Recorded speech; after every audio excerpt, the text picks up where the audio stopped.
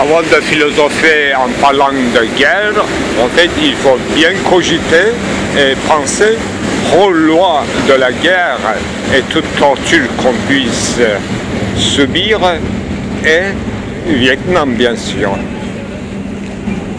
Dissymétrie totale avec une puissance. C'est pas une guerre civile, c'est faisable, c'est déjà une guerre civile, mais une guerre véritable à l'échelle des États-Unis et Vietnam, c'était vraiment atrocité.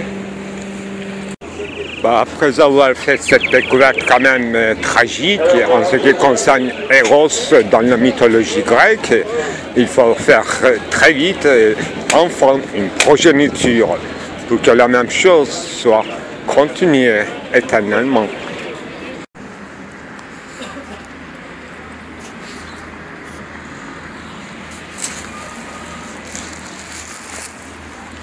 Je ne sais pas si vous entendez la musique des années 20. Je suppose, en fait, je suis devant l'Orient Express, au restaurant qui s'appelle encore comme ça. Et ça marche, mais ça marche mieux que la gare de Sirkeci elle-même. Bon, la musique, ça va très bien avec cette atmosphère des années 20, Agatha Christie, et un peu de décadence, aristocratie déchue. Et oui, c'est inspirant, mais le reste, quand on regarde de près, c'est délabré en fait, les autres bâtiments de gare. C'est vraiment impitoyablement donné aux gens des autoparcs de parties d'art qui sûrement en fait. Il y en a plusieurs qui surveillent en fait la moindre voiture. Les gens passent avec leur voiture, ils ne regardent même pas la gare. Qu'est-ce qui se passe ici? Ce qui est important, la voiture est se garer. Garer où? Là, je suis maintenant indécis. En fait, est-ce que je veux vivre mon aristocratie déchue ou bien je veux faire des enfants pour prolonger éternellement la tragédie grecque? Des deux choses, c'est la même chose. J'ai trouvé 2 pièces de 5 centimes. Ça a une utilité, c'est pas dans le marché, dans le commerce, mais c'est comme tire-bouchon en fait. Je vais vous expliquer plus tard. Ce sont de petits trucs de scout. Oui, la musique me va très bien. C'est une bonne idée d'être accompagné par une musique comme ça, pour entrer dans l'atmosphère du lieu, pour voir les états des lieux. Oui, ça détend, ça swing, comme on dit.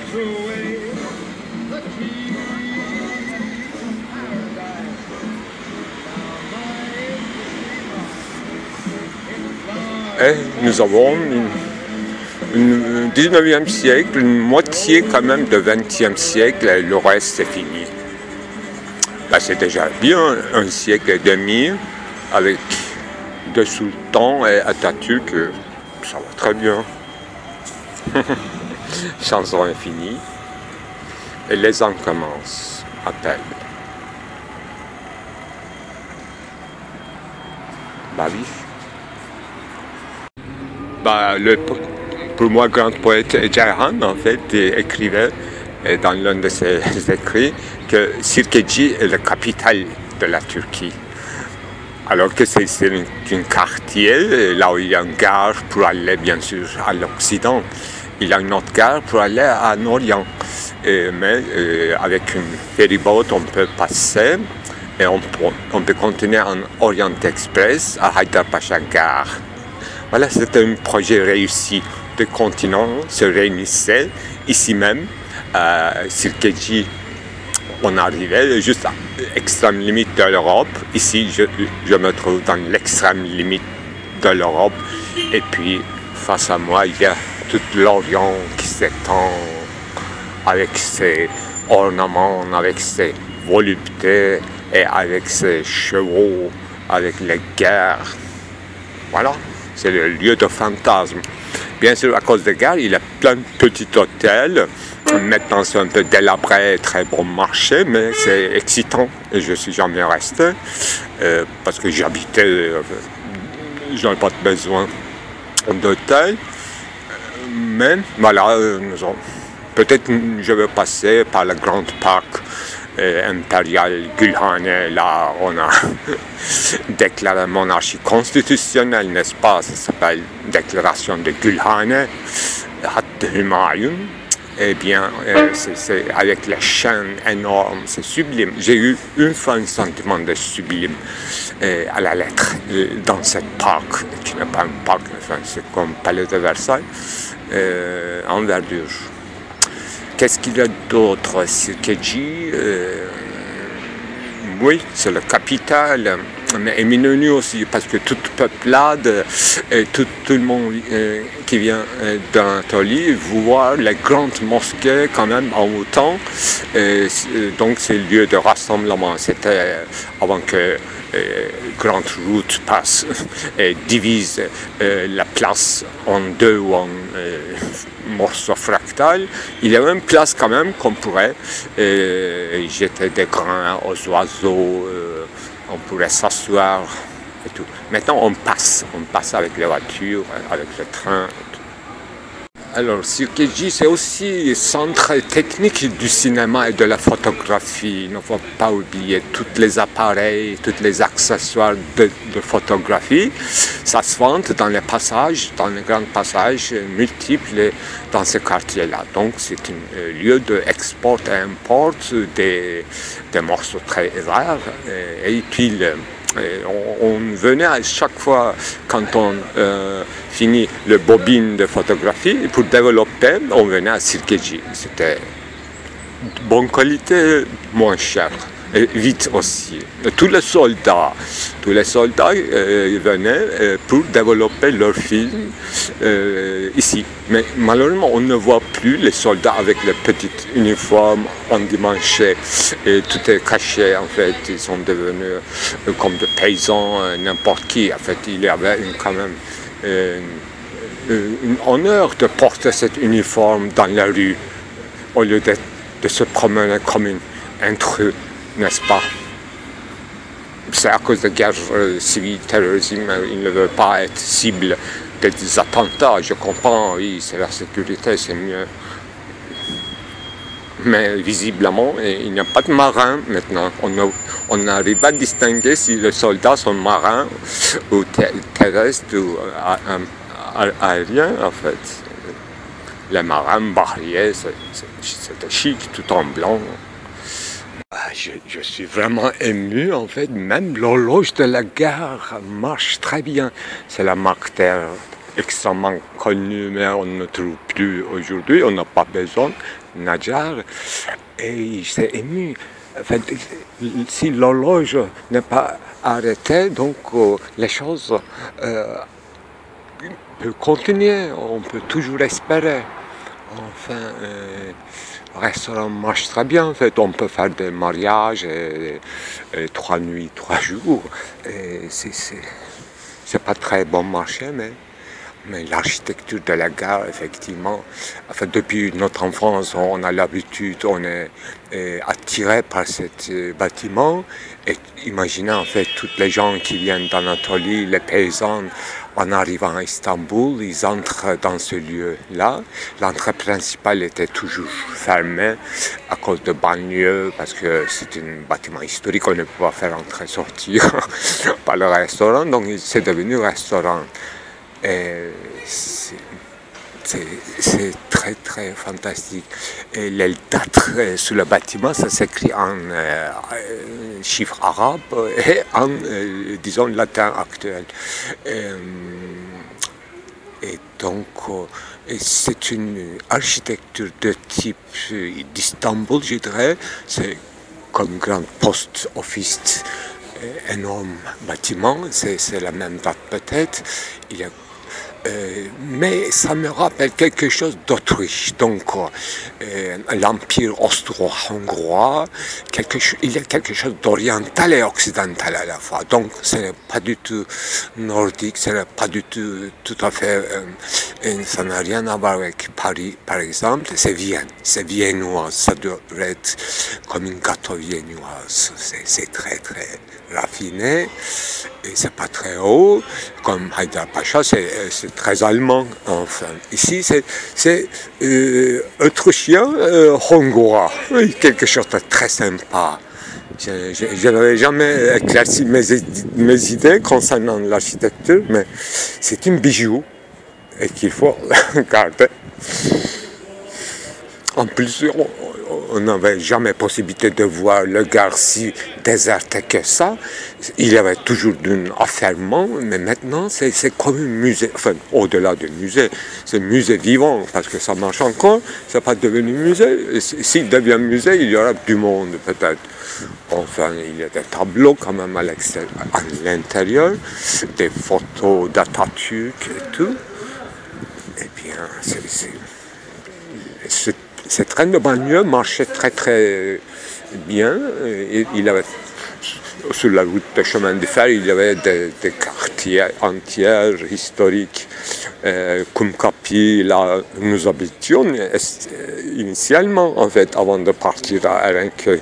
C'est notre lieu cosmopolite, Kumkapi et Azak, la pente d'Azak, le premier théâtre turc, n'est-ce pas, la patrie, ou bien la patrie, ou bien Silistre, voilà, ce sont des pièces de théâtre de Nami Kemal patriotiques. J'ai utilisé dans l'un de mes, je crois, des pièces de théâtre, Vatan Yahut Silistre, la patrie, ou bien Silistre. Donc, ça veut dire que si on ne gagne pas la guerre de Silistre, donc on va perdre toute l'entière patrie. C'est ça. Dans l'époque, oui, ils ont vu beaucoup de guerres. Nous aussi, nous voyons tous les jours une guerre inhérente, viscérale. Eux, ils ont vu des guerres véritables. À Paris, j'aimais bien comme architecture Gare de Lyon, première dans ma liste. Deuxièmement, Gare Saint-Lazare, mais c'est devenu trop métro. Qu'est-ce qu'il y a? Gare d'Austerlitz aussi, c'est pas architecturalement, mais lieu, l'entourage, c'est très intriguant. Le nom aussi, Austerlitz, ça fait le nom. C'est encore la guerre, et la gare, et la guerre, quel gagueur. Bon, gare et guerre, il y a quelque chose à voir, apparemment. Saint-Lazare, c'est chic comme quartier, et Gare de Lyon aussi très chic. Qu'est-ce que j'oublie? Il y en a trois, non? Enfin, c'est fantastique. J'ai fréquenté beaucoup. Et là, il y a des allers-retours massifs de soldats, apparemment, à Saint-Gare d'Austerlitz. Mais dès que je suis arrivé, enfin le jour même, la nuit, et première fois je suis arrivé à Paris, c'était autour de Gare de l'Est. Oui, ce que j'avais oublié, enfin rayé de ma mémoire, Gare de l'Est. Ça, c'est ça. L'entourage, c'est-à-dire tous ces cafés, les hôtels, Gare de l'Est, c'est intéressant quand même. J'avais passé toute une nuit dans un café. Jusqu'à matin, pour me déplacer, j'avais attendu le matin dans un café à l'entour de Gare de l'Est. Et j'ai un souvenir très fort de ce café parce que c'était ouvert jusqu'à le matin. Il y avait un groupe très nombreux quand même, mais rien d'agité. des garçons et des filles s'étaient réunis dans une grande table. On n'a pas d'habitude de voir des grandes tables comme une séance d'études, un séminaire. Il s'est passé quelque chose de l'ordre de séminaire en fait. Il y avait une dame avec les cheveux d'un certain âge d'abord, et avec les cheveux très courts, avec une voix grave, donc on fumait. Enfin, il fumait, moi, je n'étais pas fumeur. Et la dame parlait. Les jeunes garçons, majorité, écoutaient. Ils intervenaient très peu apparemment, ou très gentiment. Mais la dame avait un grand discours jusqu'au matin. Le sujet, c'était quoi? Là, je n'arrivais pas à entendre, même si j'entendais, je ne comprenais pas. Mais ça m'intriguait, et leur posture et leur gesture, non pas dans une cérémonie, pas du tout, c'était une vraie conversation. Il n'y avait pas de rire. Ils buvaient peut-être, ça je n'ai pas fait attention, de l'alcool ou du café, mais il n'y avait pas des chahou, bahou, des rires et tout. Donc, c'était pas pour s'amuser, c'était pour être informé. J'imagine qu'il s'agit d'une sorte, ou bien une réunion spontanée, ou bien un rendez-vous, mais dans une fonte de nuit, un séminaire. Donc, ça a l'air de quelque chose quand même, de l'application d'une certaine philosophie dans les lieux in situ. C'est ça qui m'a marqué, cet anachronisme du lieu, si je peux m'exprimer ainsi, en fait.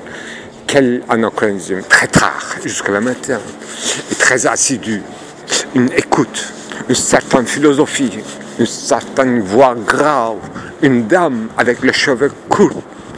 Donc, peut-être que vous avez compris qu'il s'agit d'une certaine discussion sur la vie et peut-être sur la philosophie et l'éros. Dans tous ces états, je veux dire.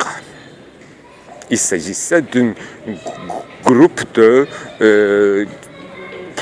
d'une communauté alternative, comme il y en a beaucoup, je ne me souviens plus de leur nom, mais gays, lesbiens, quelque chose comme ça en fait, je suppose.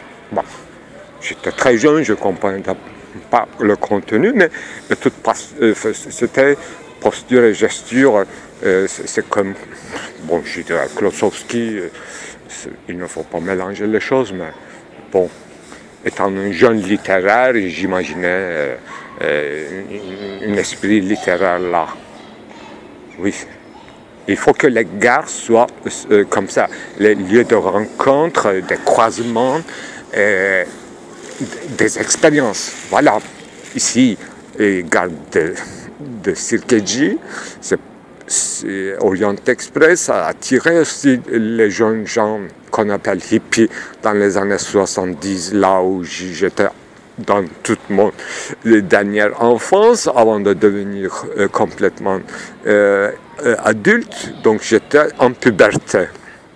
En puberté, hippie, oui, c'était très attirant, hippie, parce que Istanbul était un lieu d'attirance pour les hippies. Il ne traversait pas simplement pour aller à l'Afghanistan, en Iran, mais il restait en plus dans la place de hippodrome. Donc, ils se garaient leur grande caravane et pendant des semaines, ils cuisinaient, ils discutaient, ils écoutaient des chansons et j'ai appris le goût de la musique, bien sûr, non pas de rock, oui, peut-être rock, et tout Hotel California, etc., en fait, et Sting, tout ça.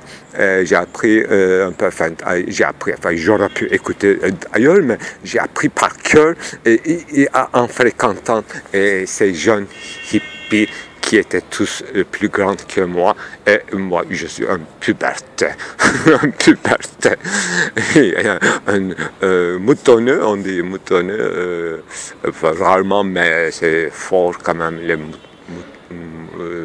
mouton sur le nez. Voilà, je passe absolument par le parc de Gülhane maintenant. Et ça, j'étais en toute puberté, j'ai des photos à la maison. L'avantage de gare de Sirkeci, c'est l'une des raisons plus pour que vous venez. Là, dans les gares, en plein air, dans les endroits en plein air, on peut fumer et on peut boire de l'alcool. Même dans le restaurant, on sert de l'alcool. Hein. C'est rare, c'est devenu rare. Et bon, c'est vraiment une nostalgie. On peut fumer encore dans une gare en attendant pour se détendre. C'est fantastique. C'est comme un médicament, quoi. À toute nostalgie, à toute séparation, à toute brisure du cœur. J'ai remarqué que le seul élément architectural qui n'est pas authentique, c'était toiture des quais. Ben oui, c'est récent. Ça devrait être en verrerie, je suppose. Ça devrait être en verrerie. On a vu toute cette verrerie colorée, c'est fantastique. Je ne sais pas par quel égarement que j'ai cherché tant de parloirs que je n'ai pas trouvé, et je n'ai pas décidé dans l'un seul parloir, mais je n'ai pas pensé mon parc d'enfance, Gülhane Park. C'est extraordinairement compliqué. C'est quelque chose de très simple. Il fallait que je vois ça dans mon rêve. Un matin, je décide d'y venir, en fait. Même aujourd'hui, en partant de chez moi, j'ai hésité, en fait, si j'y vais après Erenköy, que mon seconde résidence et première résidence, c'est-à-dire pas très loin d'ici. Et je vous avais dit, c'était Kumkapı, donc en marchant, c'est maximum une demi-heure. Voilà, on venait ici très souvent, même en hiver. Et oui, les arbres, ils sont toujours même... Ils sont toujours vieux, plus vieux que Parc. Parc est plus vieux que la ville. La ville est plus vieux que le palais de Topkapı que je vois juste en fait assis. Oh mon Dieu. Bon, je ne bougerai pas d'ici. Bon, c'était une fatigue de semaines et de semaines. Je promenais partout, je cherchais un parloir. Mais ici, ça n'a pas la peine de parler. Hein. Tout est là. Je vais me reposer enfin. Ouais, c'est bizarre, complexe. C'est comme faire le tour du monde et ne pas voir chez soi. C'est bizarre. D'ailleurs, Constantin Cavafis disait dans l'un de ses vers, si quelqu'un rate sa ville natale, alors il rate tout. Il va rater toute la ville du monde. Et peut-être qu'il a dit autre chose aussi concernant ville et amour. Quelqu'un doit avoir deux villes et deux amours. Pourquoi il a dit ça, je ne sais pas. C'est très elliptique, n'est-ce pas, avoir deux villes dans la tête, et tandis qu'on est dans l'un et on languit l'autre, tandis que quand on est dans l'autre, on languit chez soi. Là, nulle part on est chez soi, et toujours elliptiquement travaille la tête et les pieds peut-être. On dirait que l'industrie de cinéma future, bien sûr, de l'Iran, c'est dans ce parc-là. Il y a quelques Iraniens qui philosophent sur les bric-brac du parc. Donc, ils ont du goût, ces trois gens, plus deux. Oui, il faut des universités dans ce pays-là. Il faut fonder des fondations, un peu de sous, monsieur, n'est-ce pas? Ils ont des talents, ces jeunes gens. Et oui, le point de commencement, si c'était ça de ma vie, donc ce fut déterminant dans l'apprentissage des langues. D'abord l'anglais, je fréquentais, n'est-ce pas, les Américains. D'abord, ils étaient plus nombreux comme hippies. Et il y avait des Français, bien sûr, toujours, même bien qu'ils soient pauvres, ils sont élites, toujours isolés. Ça soit toujours qui est French, qui est américain. Aujourd'hui, j'ai dit bonjour à un type qui ressemble à un hippie anachronique et il venait de US. Il m'a répondu US, donc c'est États-Unis. Donc j'ai dit bienvenuta. Je ne sais pas, je ne sais pas en anglais comment on dit bienvenue. Welcome, oui, c'est ça. Willkommen, bienvenue. Oui, j'aurais pu dire willkommen. Et tout en regardant ceux qui fabriquent ces petits Iraniens comme cinéma, je pensais à un moment Krzyzewski, Christorami et bien Tarkovsky. Alors mes concurrents, je dirais, c'est ou bien iranien ou bien russe. N'est-ce pas? On a commencé par Dizgavartov, il était russe. Eh bien, malheureusement, je ne suis jamais allé en Iran, mais tout Afghanistan et à Istanbul, donc ça s'arrange. Pour moi, c'est une affaire arrangée. Mais les lieux, quand même, c'est autre chose. Qu'est-ce que je voulais dire? Alors, en regardant comme ça les collines, les hauteurs du parc et des arbres, et centenaires, plusieurs centenaires, je suppose, et ils sont renouvelés, il y avait toujours un bois ici.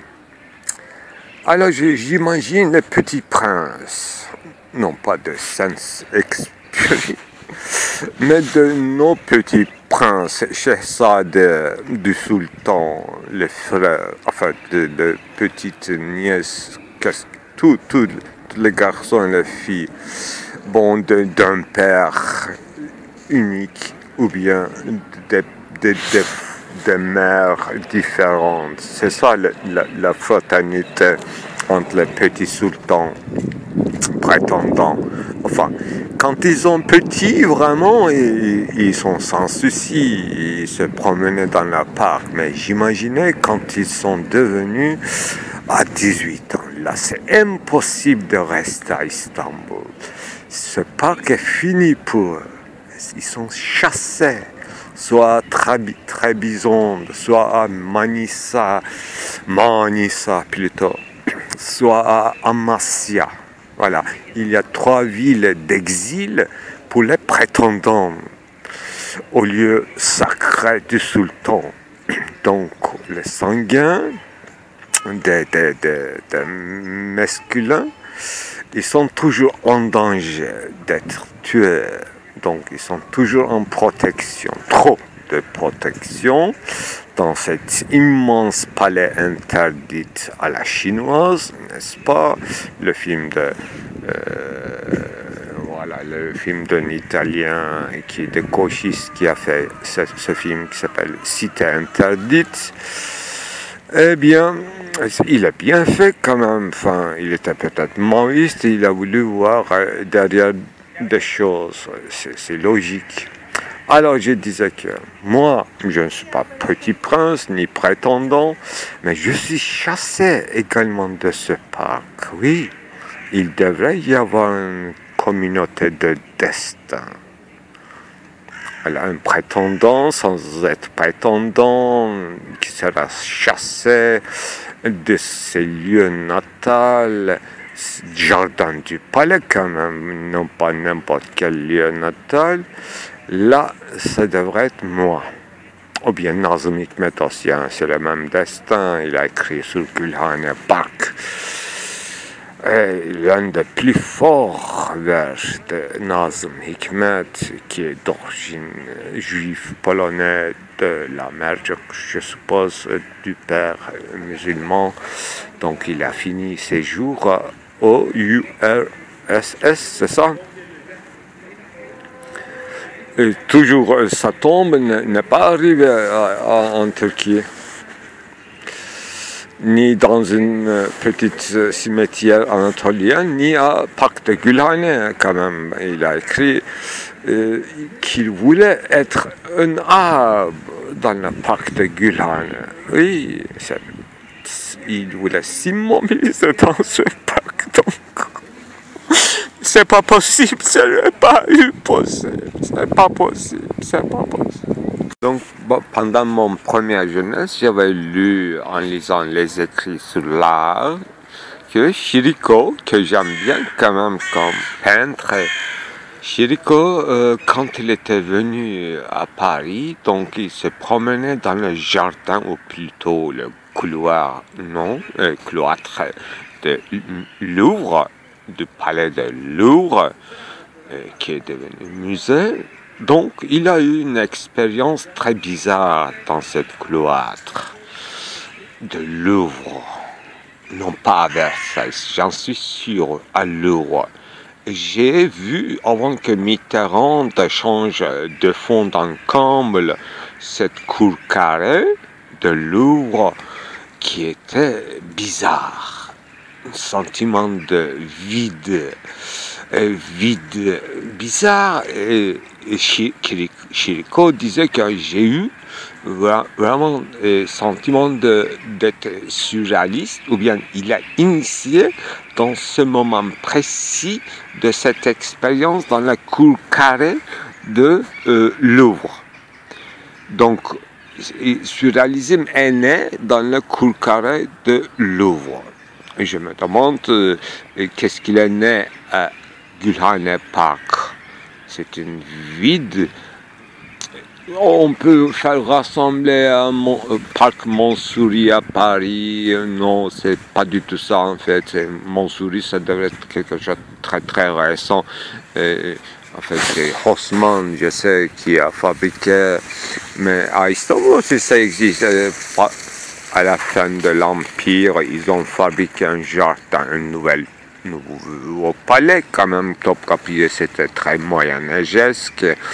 Et ils ont fabriqué le palais de Dolmabahçe, et puis Tiran, juste au-dessus, dans la colline de Parc de Yıldız. Effectivement, ils ont fabriqué quelque chose comme ça avec les ciments de l'époque, très moderne, un jardin pittoresque. Ça a l'air d'être ancien, mais c'est pas ancien, c'est nostalgique, avec le bassin, avec les changements de niveau, des collines artificiels. Montsouris, si je ne me trompe pas d'un nom, enfin je ne trompe absolument pas du lieu et de l'atmosphère que j'aime bien, mais je ne discrédite absolument pas, surtout dans cette époque-ci, quelque chose de Montsouris, ça sauve la vie, je suppose. Enfin, j'ai passé l'une de mes anniversaires en plein hiver. Mon anniversaire, en tout cas, c'est dans le mois de décembre, donc ça se rapproche. Donc, c'est pour ça que je suis peut-être mobilisé. Donc, j'ai passé l'une de mes anniversaires comme ça, 28 ans, quelque chose comme ça, très important pour moi. 28 ans, avoir 28 ans, c'est quelque chose quand même et tout. J'ai passé une nuit blanche en plein hiver, donc 27 décembre, mon anniversaire de naissance. Une nuit blanche, au sens vrai du terme, c'est-à-dire qu'il y avait une rave party dans le local du parc réservé à des parties à l'époque. Donc j'ai eu une information qu'il y avait un rave party que je n'ai jamais vu. J'ai fréquenté quelques discos qui étaient trop bruyants, mais c'est dans une parc quand même naturelle, entre guillemets, et ça, je voulais voir. rave party voulait dire dans les années donc 60 à 90, c'est passer toute la journée, la nuit et puis le lendemain dans une partie. Rave party, ça se finissait par une partie interminable. Je ne sais pas, ça durait combien de temps. Je suis parti à un moment donné avec mon vélo. Je suis rentré sûrement. Mais il faisait froid, mais j'étais bien protégé. Hein, j'avais de quoi me chauffer sans du feu, absolument pas. Je n'ai pas fréquenté comme un parti, j'ai fréquenté le jardin parce que c'était la seule possibilité d'être là pendant toute la nuit, c'est de participer à cette partie. Sinon, on ne peut pas entrer dans le parc la nuit, n'est-ce pas? Et à Gülhane aussi, ça se ferme. Hein? Heureusement, sinon c'était brûlé depuis longtemps. Oui, il y avait une sorte de musée d'aquarium avec des poissons vivants, donc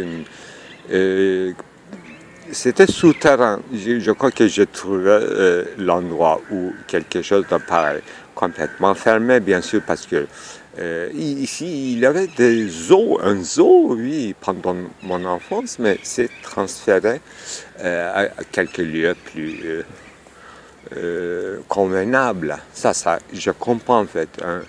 Un zoo, et tous les animaux.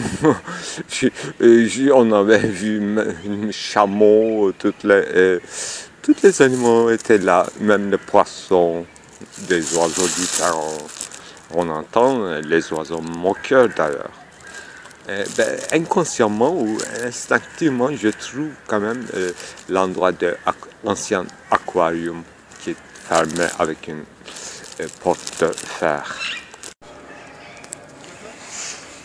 Voilà, une unicité de Dieu, syllabée, c'est Allahu Ekber. Le Dieu est grand. Voilà, il y a une chanson. Ça va se gonfler. Encore l'ego humain. Il sait tout. Il prononce. Il a des acquis. Mais il a oublié de signer.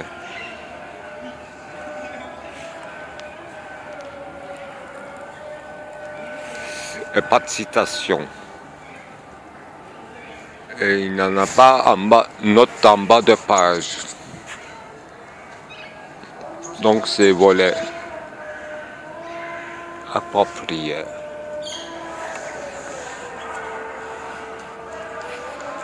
Bon, symphonie inachevée.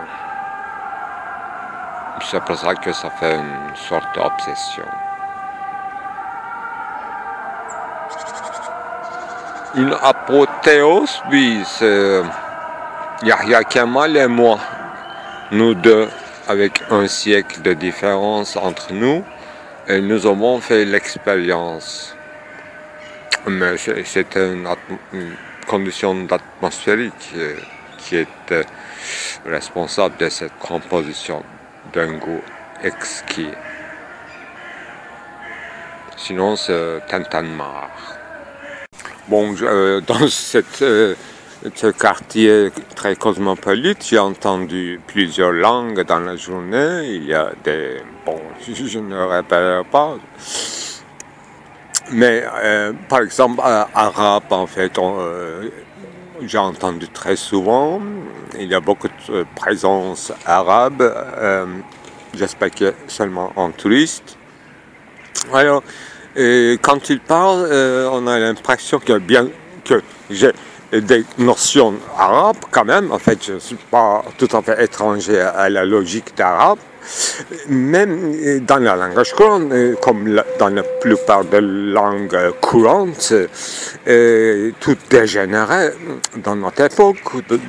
ce qu'on entend en tout cas dans la vie quotidienne, alors j'ai l'impression qu'on dit toujours la même chose d'une autre façon et on s'entend jamais, comme en turc. Et bien exactement en fait, on comprend jamais, on répète la question, on répète la réponse comme question et ça tourne comme ça en rond et on n'avance jamais rien. Quand il s'agit de l'argent, ils font quelques mathématiques dans la tête, je ne sais pas, bon. Et là, ils avancent, je ne sais pas de quelle façon.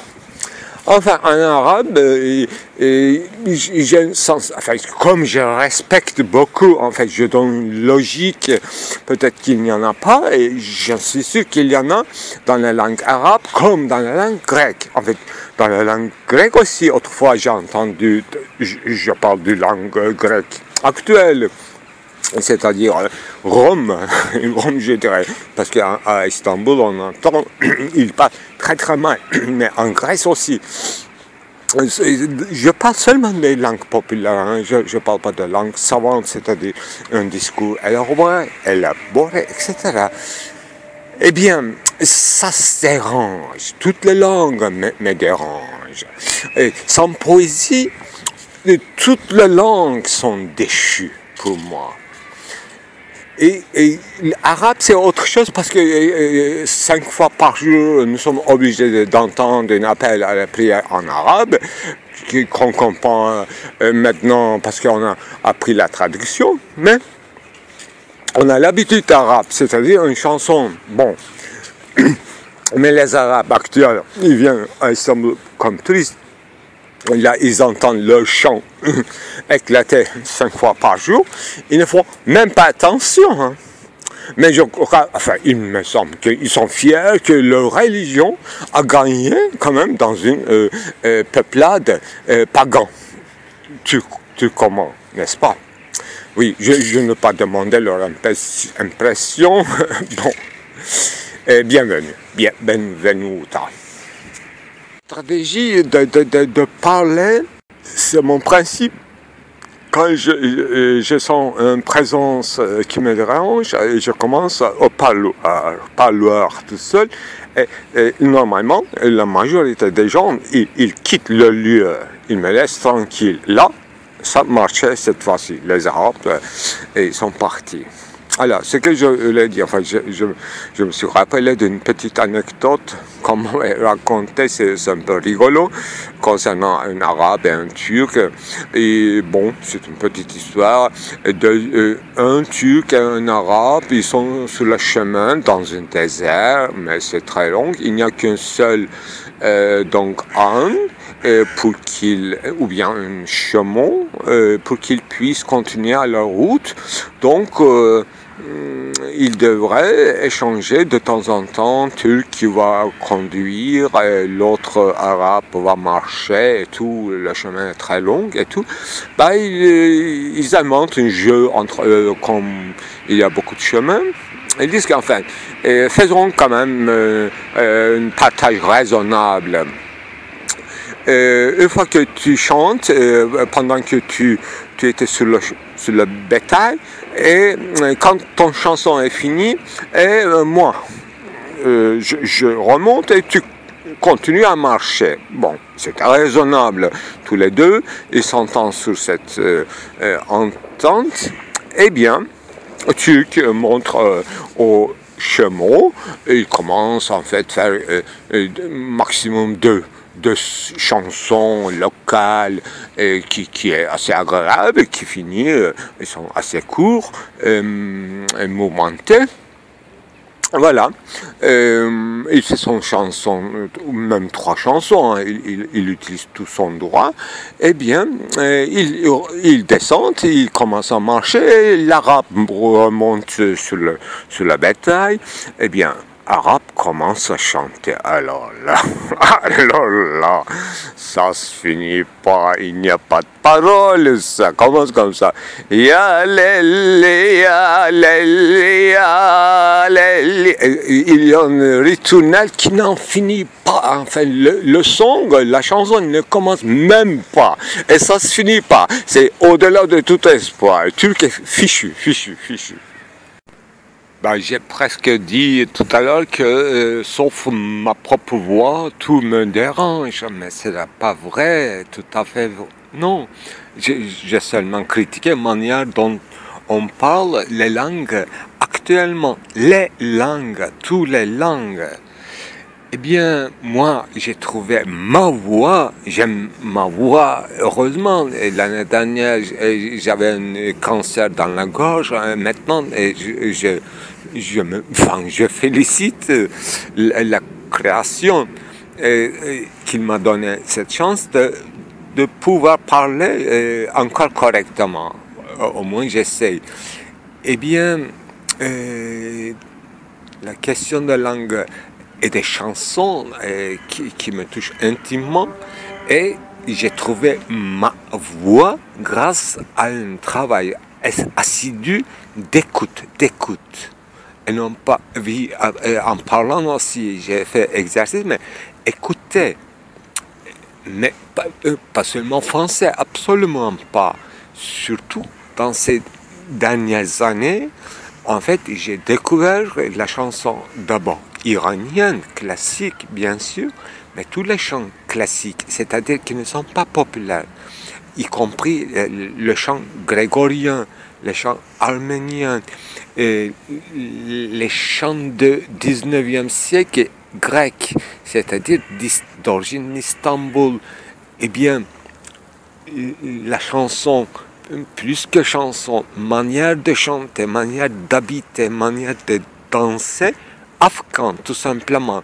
J'ai étudié tous les détails de danse afghan. C'est pas une danse, c'est une être ensemble. On ne danse pas tout seul. Si on danse tout seul, c'est pour provoquer, pour être ensemble. C'est une logique intime et inébranlable. C'est éternel après ça. J'ai toujours utilisé le nom de ce pays avec éternel, avec cet adjectif qualitatif éternel. C'est depuis Grand Iskander jusqu'à maintenant et au-delà. Et j'ai travaillé, écouté, j'ai travaillé pour écouter. Et j'ai écouté, j'ai choisi les meilleures manières de chanter le Coran. N'est-ce pas? Finalement, c'est un chant, hein, c'est un livre de chants. C'est comme le chant de Jacob, Ayub. C'est ça. J'ai lu, je n'ai pas entendu, si j'entends, je ne comprendrai pas, mais je n'ai pas entendu un rituel juif concernant Job, Jacob, Ayub. J'ai lu, j'ai compris, j'ai accepté, je suis touché, mais je n'ai pas des chansons rituelles juives. Hein. Bien sûr que j'ai passé beaucoup d'années dans un pays catholique, j'ai eu l'occasion de participer à la oraison et de 24 Noël, 24 décembre et tout.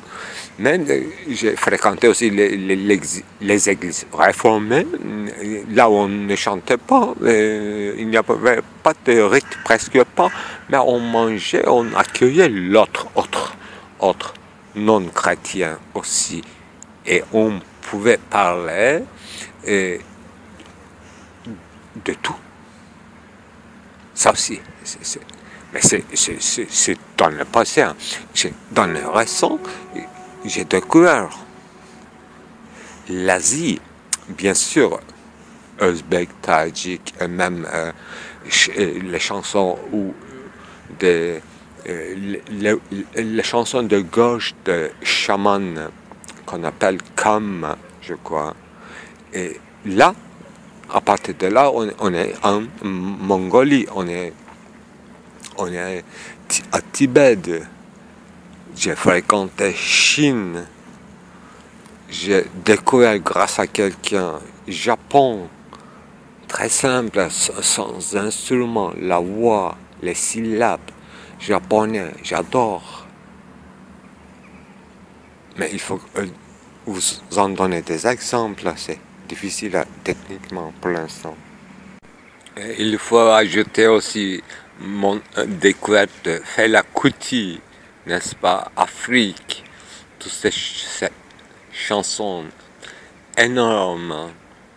Ce sont des nuits rituels dionysiaques, mais très politiques. Fela Kuti, c'est un homme politique qui chante, qui donne des interviews toutes nues, presque nues. Et toutes les femmes et tous les garçons qui dansent avec lui, en fait, cet espace qu'il crée en dansant, c'est un espace autre chose. C'est toute l'Afrique qui se crée dans une salle de danse. En fait, je n'étais pas en Afrique, j'imagine. En fait, c'est Mère Oulouche qui m'a raconté ses impressions d'Afrique, comme Raymond Roussel. D'ailleurs, en fait, il n'a pas trouvé de mots, Mère Oulouche, pour me raconter ses impressions d'Afrique. En fait, c'est comme il ne pouvait pas raconter l'Afrique, et je suis encore plus touché parce que il ne pouvait pas raconter. Pourtant, j'avais lu le livre de sa femme, première femme, Sevim Burak, n'est-ce pas, Danse d'Afrique. Et Africa Dansé, c'est écrit, publié en turc, mais ça influence toute notre génération. Et si quelqu'un a lu, il ne peut pas rester de même, enfin. Elle fait leur fille aussi y était dans ce petit livre.